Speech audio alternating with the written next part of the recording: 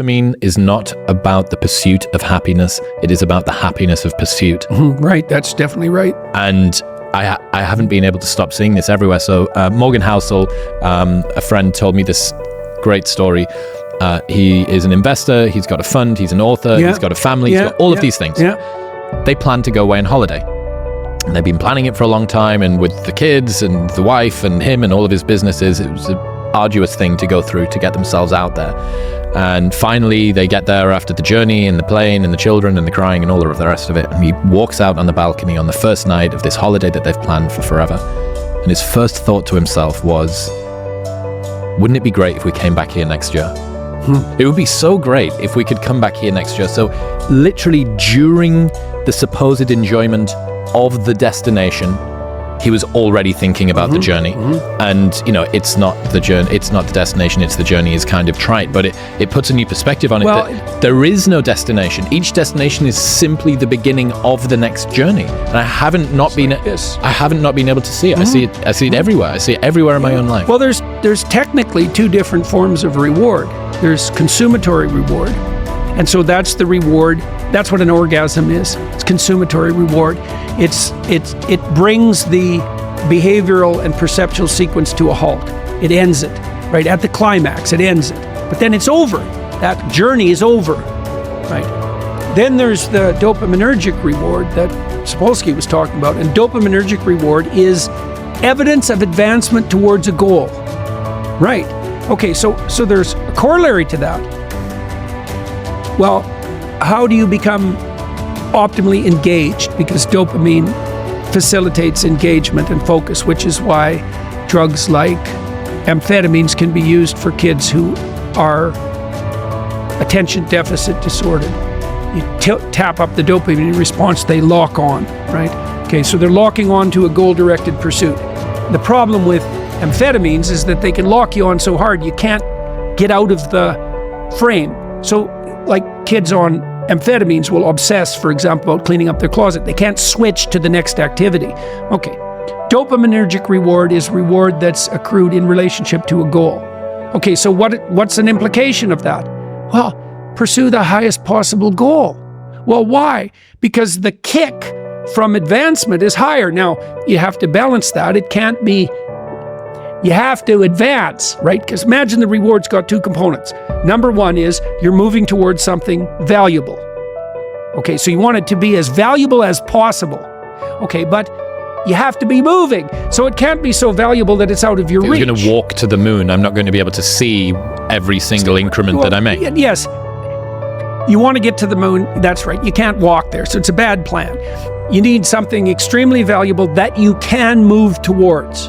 Okay, so part of the reason that you establish a relationship with God, let's say, is because that's what sets the upper bound to your vision.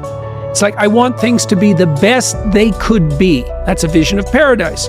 Well, that has to be fractionated into, your proximal decisions, but lurking behind that should be this continual movement towards, what would you say, a heaven that recedes as you approach it.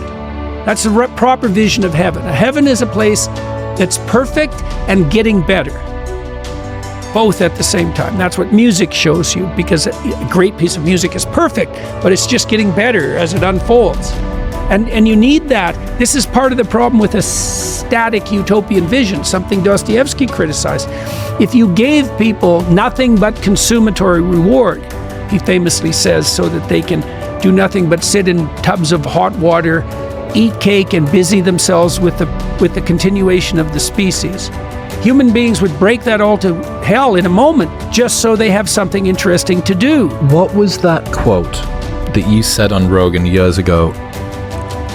If we were to make the world sufficiently perfect, the only desired lack would be for the desire of lack itself. What's that? That's Kierkegaard. What's the proper? Can you remember the proper? Well, Kierkegaard pointed out that as we make the world easier and easier, so this is perhaps part of the problem with the material plenty that's at hand, is that at some point, what becomes lacking is lack itself. Yes. Right, yes, exactly. It's optimal deprivation. And if everything is delivered to you on a platter, it's like, what the hell are you even doing there? This happens in the story of Abraham. So Abraham, who's the father of nations, right? So Abraham gets it right. He has everything at the beginning of the story. He has rich parents. He's got nothing that he has to do. He's like 70 when the story opens. He's been taken care of hand and foot his whole life. And the voice of God comes to him and says, I'm the God of your ancestors, telling you, get out of your zone of comfort. Get out into the world. And Abraham's pretty old by this point, but for whatever reason, he decides that he's going to forgo the comfort for the adventure. And then as Abraham progresses, he makes the requisite sacrifices, each becoming more difficult as he ascends.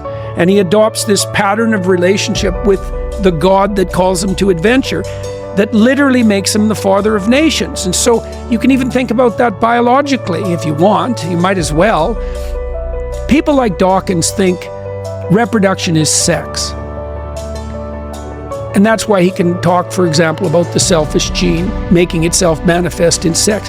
Reproduction isn't sex. Sex is a necessary but insufficient precondition for reproduction.